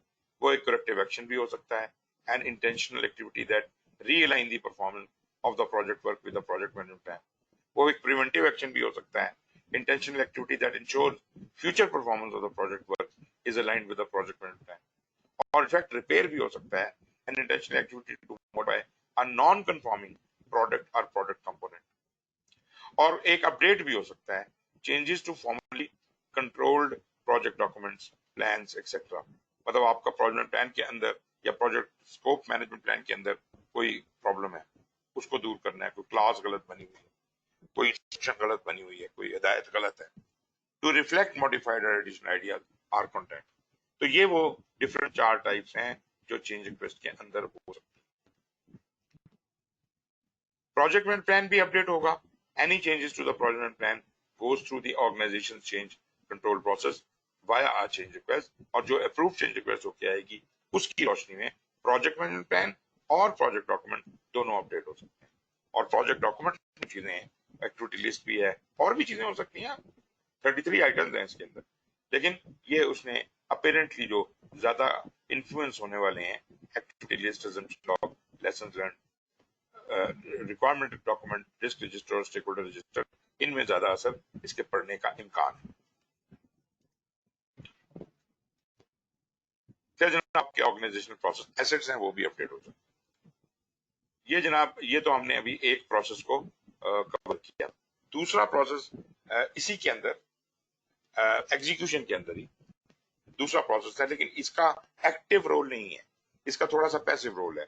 वो तो एक्टिवली प्रोजेक्ट को कंडक्ट कर रहा था ना, ये एग्जीक्यूशन में बैठा हुआ है, लेकिन ये जो कुछ कंडक्ट हो रहा है उससे नॉलेज जज़ब कर रहा है। जो जो चीजें सिखलाई की हैं, बेशक वो एक्सप्लिसिट हो या टैसिट हो, वो उनको जज़ब कर रहा है अपने अंदर। ये प्रोजेक्ट नॉलेज जनरेट हो रहा है, मैनेज प्रोजेक्ट नॉलेज। और मैनेज प्रोजेक्ट नॉलेज के अंदर ये हम using existing knowledge and creating new knowledge, पहले जो हमारे पास पहले नॉलेज था इस प्रोजेक्ट को करने से पहले, उसको इस्तेमाल करते हुए हम नए नॉलेज को एक्सप्लोर करते हैं और उसकी एडिशन अपने नॉलेज में करते हैं। मतलब हर प्रोजेक्ट करने से हमारी कैपेबिलिटी में या ऑर्गेनाइजेशनल कैपेबिलिटी में कुछ फायदा, कुछ बढ़ाव होना चाहिए to achieve the project objective and contribute to the organizational learning. ठीक है जी, ये बड़ा इंपॉर्टेंट फैक्टर है कि हम एक काम 100 दफा करते हैं और सीखते कभी कुछ नहीं है, या हम हर काम से सीखते हैं और हर दफा हम कॉन्टिन्यूसली इंप्रूव करते रहते हैं अपनी परफॉर्मेंस को। तो ये ऑर्गेनाइजेशनल लर्निंग है। की बेनिफिट्स इसके ये हैं जी कि प्रायर ऑर्गेनाइजेशनल नॉलेज जो है वो लीवरेज होता है to further improve the project outcomes, और knowledge created by the project is available to support organisational operation and future projects or phases. ये जो नॉलेज हम गेन कर रहे हैं ये आइंदा के प्रोजेक्ट्स के लिए नहीं, बल्कि आम ऑपरेशन और आम विजडम के लिए भी बहुत इंपॉर्टेंट है। और ये प्रोसेस जो है ये थ्रू आउट होती ही रहती है जब तक एग्जीक्यूशन चलती रहेगी। इस प्रोसेस के अंदर जो इनपुट्स, टूल्स और आउटपुट्स हैं वो ये आपके सामने हैं। इसके अंदर प्रोजेक्ट मैनेजमेंट प्लान है, प्रोजेक्ट डॉक्यूमेंट्स हैं जिसमें लेसन लर्नड है, टीम असाइनमेंट्स हैं, रिसोर्स ब्रेकडाउन स्ट्रक्चर है, रिसोर्स सिलेक्शन क्राइटेरिया है, स्टेक होल्डर रजिस्टर है, आपको अंदाजा हो गया होगा किन किन चीजों से नॉलेज वो सीख करने की कोशिश कर रहा है। पुराने नॉलेज से टीम टीम कैसे असाइन हुई थी इस दफा, रिसोर्स किस तरह से उनका ब्रेकडाउन स्ट्रक्चर बना हुआ है, जो कॉन्ट्रैक्ट हमने दिए हैं उनका सोर्स सिलेक्शन कैसे किया है, स्टेक होल्डर रजिस्टर। तो ये वो कुछ की एलिमेंट्स हैं जिनके डॉक्यूमेंट्स से हमें हेल्प मिलेगी और जिन्हें हम अपडेट भी करने की कोशिश कर सकते हैं। अपडेट में देख सकते हैं आप कि उसमें लिखा हुआ है उसने कि एनी कंपोनेंट, तो we can increase knowledge to any component. तो हमें रिसीव क्या हो रहा है, एक तो डिलीवरेबल रिसीव हो रहा है, इसको भी हम देख रहे हैं, इससे भी नॉलेज ले रहे हैं, और एंटरप्राइज एनवायरमेंटल फैक्टर्स और प्रोसेस एसेट्स ले रहे हैं। यहाँ एक्सपर्ट जजमेंट तो है ही है, यहाँ दो नए टूल्स हैं, एक नॉलेज मैनेजमेंट है और एक इंफॉर्मेशन मैनेजमेंट है, दोनों अलग चीजें हैं। ये मैं बयान करता हूँ। इंटरपर्सनल और टीम स्किल्स में लाजमी बात है कि आपने बातचीत करनी है लोगों के साथ, तो आपको एक अच्छा लिसनर होना चाहिए, एक्टिव लिसनर। आप फैसिलिटेट करें टीमिंग मीटिंग के अंदर लोगों को और उनसे उगलवाएं चीजें, उनको फैसिलिटेट करें। लीडरशिप का डिस्प्ले होगा, नेटवर्किंग होगी, लोगों से आपने कम्युनिकेट करना है, लोगों बहुत से लोगों से, स्टेक होल्डर से बातचीत करनी है, और पॉलिटिकल अवेयरनेस आपको होनी चाहिए, क्योंकि आप ऑर्गेनाइजेशनल लर्निंग की बात कर रहे हैं, आप सिर्फ प्रोजेक्ट की हद तक रहने की बात नहीं कर रहे हैं। सो मैनेज प्रोजेक्ट नॉलेज में कुछ पॉलिटिकल अवेयरनेस होना भी जरूरी है। आउटपुट में लेसन लर्न लेंगे जो कि ऑर्गेनाइजेशन को चले जाएंगे, प्रोजेक्ट मैनेजमेंट प्लान अपडेट हो जाएगा और सारे डॉक्यूमेंट्स में से कोई भी कंपोनेंट हो सकता है, और हम जो ऑर्गेनाइजेशन को प्रोसेस एसेट्स भेज रहे हैं वो। अच्छा, एक चीज मैं बताता चलूं कि ये जो लेसन लर्न है, ये वो हैं जो हम अपने पास रख रहे हैं अपने प्रोजेक्ट के अंदर। अभी इस प्रोजेक्ट के अंदर भी जो आइंदा काम करना है उसमें ये लेसन्स काम आएंगे, और जो ऑर्गेनाइजेशनल प्रोसेस को भेज रहा हूँ, ये मैं वो चीजें भेज रहा हूँ जो ऑर्गेनाइजेशन वाइड फौरी तौर पे इस्तेमाल की जा सकती। तो यहाँ पे आप ये देख सकते हैं कि ये इनपुट सारे जहां जहां से आ रहे हैं, और आउटपुट बड़े सिंपल हैं। लेसन लर्न जो है प्रोजेक्ट डॉक्यूमेंट में जा रहे हैं, और प्रोसेस एसेट्स अपडेट होके ऑर्गेनाइजेशन को जा रहा है, और प्रोजेक्ट मैनेजमेंट प्लान अपडेट होके प्रोजेक्ट मैनेजमेंट प्लान। सो नॉलेज मैं आपको पहले बयान कर चुका हूं, एक्सप्लिसिट और टैसिट नॉलेज के हवाले से ये वही बात लिखी हुई है। Knowledge management is with managing both tacit and explicit knowledge for two purposes, reusing existing knowledge and creating new knowledge. ये इसके मकासद हैं। Key activities that underpin both purposes are knowledge sharing and knowledge integration. दो काम हमें करने पड़ेंगे, of knowledge from different domain, contextual knowledge and project management knowledge। हर तरह का नॉलेज, जरूरी नहीं है कि खाली प्रोजेक्ट मैनेजमेंट का नॉलेज हो, आपका contextual नॉलेज भी हो सकता है, आपका आम लीडरशिप से मुतालिक नॉलेज भी हो सकता है, कुछ भी हो सकता है। It is a common misconception that managing knowledge involves just documenting it so it can be shared. ये मत समझिए, जैसे मैं पहले भी जिक्र कर चुका हूं, कि नॉलेज सिर्फ लिखा हुआ नॉलेज नहीं होता। जो लिखा हुआ नॉलेज है वो तो एक्सप्लिसिट नॉलेज है, कुछ इम्प्लिसिट नॉलेज भी होता है जो कि शायद लिखा ना भी जा सके, जो लोगों के तजर्बे में आ जाएगा। Another common misconception is that managing knowledge involves just obtaining lessons learned at the end of the project। ये भी मिसकंसेप्शन है कि खाली लेसन लर्न को देख लेंगे तो हमें तो समझ आ जाएगी, ये जरूरी नहीं है। In order to use it in the future projects हमें कुछ और भी करना पड़ेगा, हमें उसको प्रैक्टिस करनी पड़ेगी, कुछ और करना पड़ेगा, उसकी केस स्टडीज बनानी पड़ेंगी। Only codified explicit knowledge can be shared in this way। और जब कहते हैं ना लेसन लर्न इस्तेमाल कर लेंगे, वो सिर्फ कोडिफाइड एक्सप्लिसिट नॉलेज हो सकता है जिसको लिख दिया गया है। जो टैसिट है उसका क्या करें? But codified explicit knowledge lacks context and is open to different interpretations. तो कॉन्टेक्स्ट नहीं होता इसका कोई कि क्या हालात थे जिनमें ये कदम किया, तो इसको फिर आप डिफरेंट तरह से इंटरप्रेट भी कर सकते हैं। So even though it can easily be shared, it isn't always understood और applied in the right way. Tacit knowledge has context built in it but is very difficult to codify. अगर हम Codify करने की कोशिश भी करें तो उसकी एक आध कॉन्टेक्स्ट ही हम कैप्चर कर सकते हैं और उसकी इंटरप्रिटेशन गलत हो सकती है। It resides in the minds of the individual experts are in social groups and situations and is normally shared through conversations and interactions between them। From an organizational perspective, knowledge management is about making sure the skills, experience, and expertise of the project team and other stakeholders are used before, during, and after the project. ये तो बात समझ आती है कि हम ये सब कुछ इसीलिए कर रहे हैं कि जो भी तजर्बा हमने हासिल यहाँ से किया है आइंदा भी इस्तेमाल कर सकें, अभी भी कर सकें और आइंदा भी कर सकें. Because knowledge resides in the minds of the people, ये tacit knowledge की बात हो रही है. People cannot be forced to share what they know or to pay attention to others' knowledge. The most important part of knowledge management is creating an atmosphere of trust so that people are motivated to share their knowledge. मतलब जो जानता है वो लोगों के साथ खुल के बात भी करे, छुपा के ना रखे राज के तौर पे कि किसी और को पता चल गया तो वो कौन सा आसमान टूट जाएगा.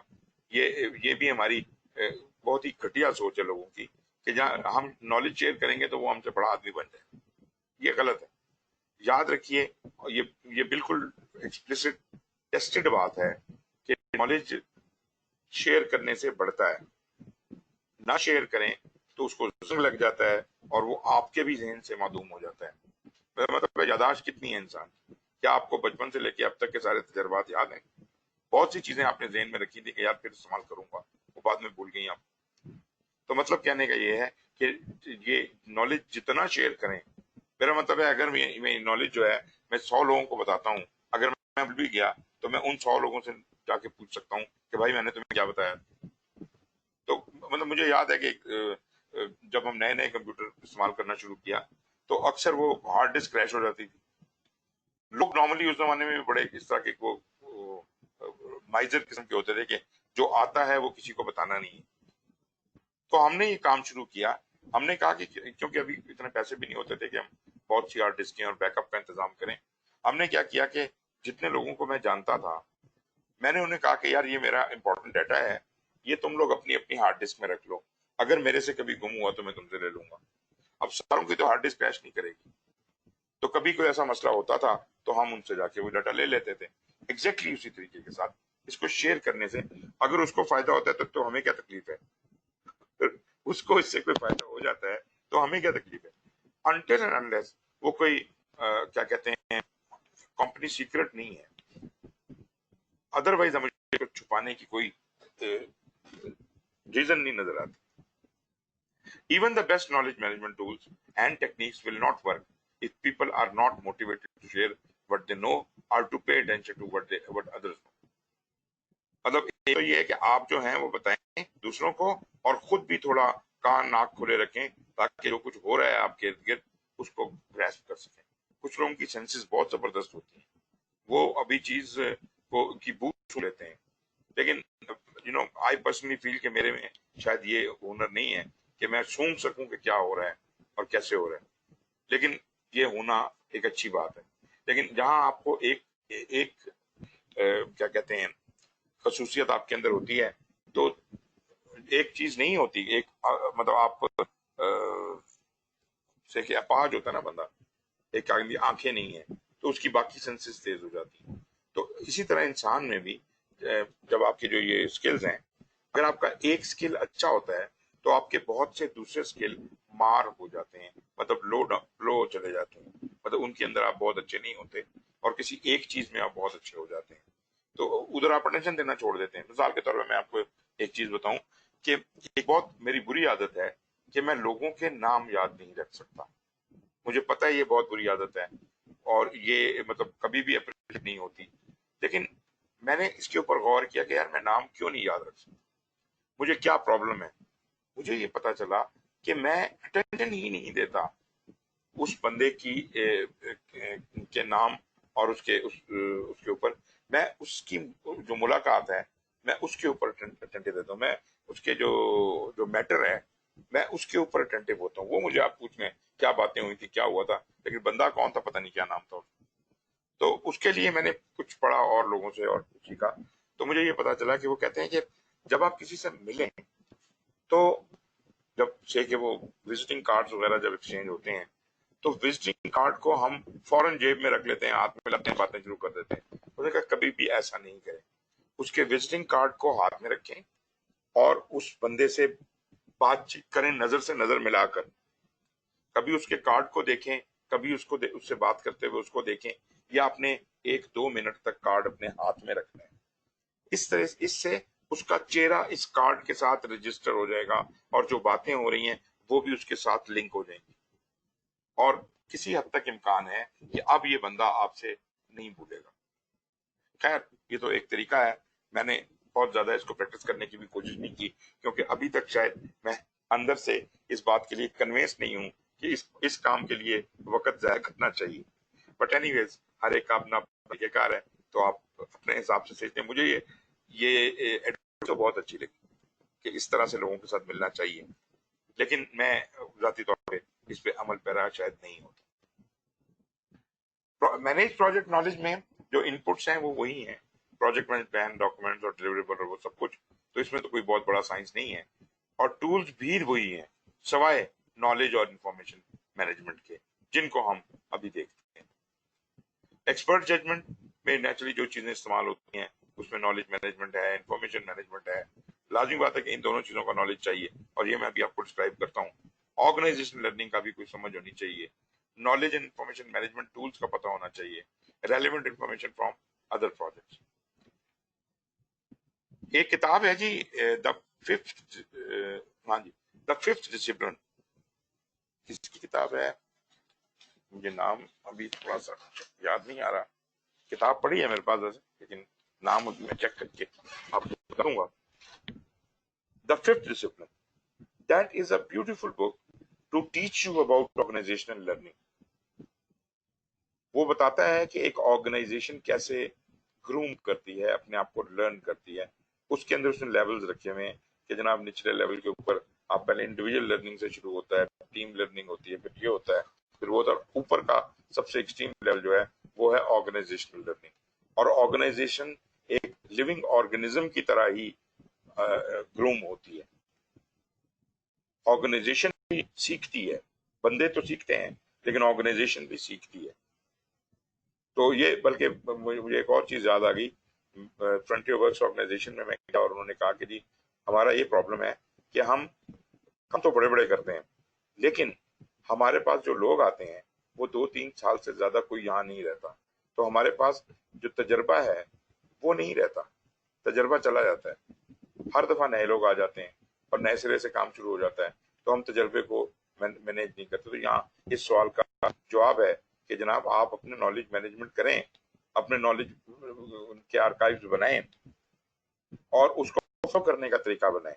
ये कोई क्वेश्चन आंसर नहीं बन रहा कि जनाब आपने वो तो बंदा था वो चला गया, उसने डैम बनाया था वो चला गया, अब हम डैम कैसे बनाएं। तो ये बड़ी अहमकाना किस्म की बात है और मेरा ख्याल है कि बहुत सीरियसली एफडब्ल्यू वालों को इस बारे में कोई इकदाम करने चाहिए। वो ज्यादा से ज्यादा बड़ी तोप चलाते हैं तो चंद एक रिटायर्ड ऑफिसर्स को हायर कर लेते हैं, सिविलियन काम है वहां पर, तो वो जो रिटायर्ड ऑफिसर है उनका भी तजुर्बा महदूद ही होगा ना, मतलब एक टेन्योर का तजुर्बा होगा ना उनका, या 2 टेन्योर का होगा ज्यादा ज्यादा, तो वो कोई बहुत मजा नहीं बनता। तो इस हवाले से जो है ये इस बात को नॉलेज मैनेजमेंट करने की वहां बहुत ज्यादा जरूरत है। सो knowledge management tools and techniques connect people so they can work together, create new knowledge, share tacit knowledge, and integrate the knowledge of diverse team members. Tools and techniques appropriate in a project depend on the nature of the project, especially the degree of innovation involved, project complexity, and the level of diversity, including diversity of disciplines among team members. जो tools इसमें इस्तेमाल हो सकते हैं, networking, बहुत बहुत networking करने की जरूरत है। अपने शोबे के लोगों के ग्रुप्स के अंदर जाएं, सिर्फ ऑफिस के लोगों में नहीं, मतलब अगर आप इंजीनियरिंग कर रहे हैं तो इंजीनियरिंग में IEEE में जाएं, दूसरी जगह पे जाएं और वहां गपशप लगाने के बजाय काम की बातें डिस्कस करें। कम्युनिटीज ऑफ प्रैक्टिस में जाएं, मीटिंग्स करें। वर्क शेडोइंग है, रिवर्स शेडोइंग बहुत जबरदस्त टूल है। वर्क शेडोइंग होता है कि एक आदमी को एक काम करना आता है और मैं सीखना चाहता हूँ। बेहतरीन काम तरीका सीखने का ये है कि जैसे जैसे वो काम करता जा रहा है आप उसकी नकल, आप उसको शेडो करते जाए। और रिवर्स शेडोइंग ये है, जैसे रिवर्स इंजीनियरिंग होती है, जैसे जैसे उसने काम किया है उसके उलट तरतीब में आपको काम करना शुरू करें, अनडू करें उसको। डिस्कशन फोरम्स हैं, वर्कशॉप्स और लर्निंग रिव्यूज हैं। स्टोरी टेलिंग बड़ा अच्छा टूल है जी, मतलब आप अपना जो तजर्बा है वो कहानी की सूरत में बयान करें, बहुत जबरदस्त है। ये स्टोरी टेलिंग तो हमारा एक बड़ा मशगला है हमारे कौम का, और वो अपना किस्सा खानी बाजार भी मौजूद है। तो स्टोरी टेलिंग से ज्यादा अच्छा टीचिंग का तरीका कोई नहीं। Creativity and ideas management techniques, creativity की बड़ी जरूरत है जनाब। ये सिर्फ ये नहीं है कि जो तजर्बा है उस पर आपको आउट ऑफ द बॉक्स जाना पड़ेगा, आइडियाज नए नए कॉइन करने पड़ेंगे और उन्हें मैनेज करना पड़ेगा। Knowledge fairs and cafes, interactive trainings, ये सब चीजें आपका नॉलेज बढ़ाती हैं। फिर जो आपका आ जाएगा information management. Information management tools and techniques are used to create and connect people to information। जैसे कंप्यूटर है आपको इंफॉर्मेशन से कनेक्ट करता है ना, कि लाइब्रेरी है आपको नॉलेज से कनेक्ट करती है। They are effective for sharing simple unambiguous codified explicit knowledge. जो चीजें लिखी जा सकती हैं, महफूज की जा सकती हैं, वो सीखने के लिए इंफॉर्मेशन मैनेजमेंट का लिंक चाहिए, मुझे वेब एड्रेस चाहिए, मुझे लाइब्रेरी की मेंबरशिप चाहिए, उससे ये काम हो पाएंगे।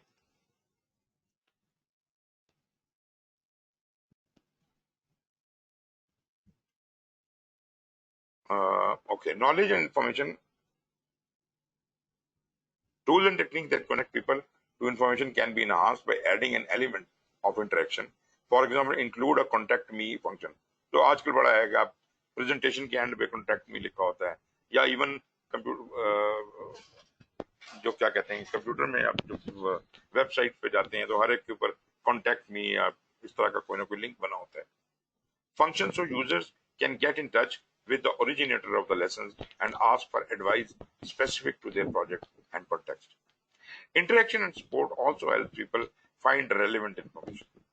कौन सी चीज कहाँ से मिलेगी? Asking for help is generally quicker and easier than trying to identify search terms। Search terms are often difficult to select because people may not know which keywords or key phrases to use to access the information they need। ये बल्कि this is the standard problem of internet also। बहुत से लोग कहते हैं मुझे ये search कर दो। क्यों भाई, तुम्हें नहीं सर्च करना आता? वेब ब्राउजर तुम्हारे पास भी है, मेरे पास भी है। वो वाकई उन्हें नहीं करना आता। उनको वो जो एक टैग क्या कैसे कॉम्बिनेशन बना के आपने सर्च इंजन में डालना है, वो शायद उन्हें नहीं आता। और कई लोग उसमें बहुत तेज होते हैं, वो इंफॉर्मेशन बड़ी जल्दी से कैप्चर कर लेते हैं। Knowledge and information management tools and techniques should be connected to project processes and process owners, communities of practice and subject matter experts। For example, they generate insights that lead to improved control processes। Having an internal sponsor ensure improvements are implemented। Lessons learned register entries may be analyzed to identify common issues that can be addressed by changing procedure। कौन देखता है इन चीजों को? अव्वल तो lesson learn record ही नहीं होते, सच्ची जो बात है। और अगर होते भी हैं तो कौन देखता है? हम सीखने की कोशिश ही नहीं करते। मतलब मुझे पता है कि फौज में ये बड़ी पक्की हैबिट है कि जनाब हर जो ऑपरेशन होगा उसके एंड के ऊपर वो लोग ये डीब्रीफिंग करते हैं, रेट्रोस्पेक्टिव जिसे कहते हैं, या जो जो आपने ये कहा कि लेसन लर्न की मीटिंग करते हैं और वो लिखते हैं। I don't know how many of them have ever consulted those documents back and उससे सबक हासिल किया हो। हम अमूमन वही गलती रिपीट कर रहे होते हैं। तो मतलब ये है कि ये चीजें मैं इस बात को अप्रिशिएट करता हूँ कि एटलीस्ट वो लेसन लर्न उठा तो रहे हैं। इस बात की उनके यहाँ पॉसिबिलिटी तो है कि कोई पढ़ लेगा। जो लोग करते ही नहीं है, हाथ झाड़ के चल पड़ते हैं, वो तो फिर कभी भी ये चीज कर उनको पता ही नहीं होगा क्या क्या गलतियां हुई थी और आइंदा क्या किन चीजों का ख्याल रखना है। वो ज्यादा ये होता है कि जिस बंदे के साथ गड़बड़ हुई होती है उसको याद रह जाती है, वो उसको शायद अपने अगले प्रोजेक्ट में इस्तेमाल कर ले, बाकी कोई नहीं करता। इंटरपर्सनल और टीम स्किल्स हैं, ये हम कर चुके हैं इन चीजों के बारे में पहले भी कि ये क्या चीजें हैं, एक्टिव लिसनिंग है, फैसिलिटेशन है। इनके ऊपर ऑल्दो ये थोड़ा थोड़ा एक एक तरह लिखा हुआ है। लेसन लर्न रजिस्टर आउटपुट में हमारे पास आ गया। प्रोजेक्ट में प्लान अपडेट है और ऑर्गेनाइजेशन प्रोसेस एसेट है। राइट जी, मैं थोड़ा मेरा ख्याल है ज्यादा देर बोल गया हूँ। आप अगर ब्रेक करना चाहें तो हम 10-1 मिनट की ब्रेक कर सकते हैं। जी जनाब, इज इट ओके?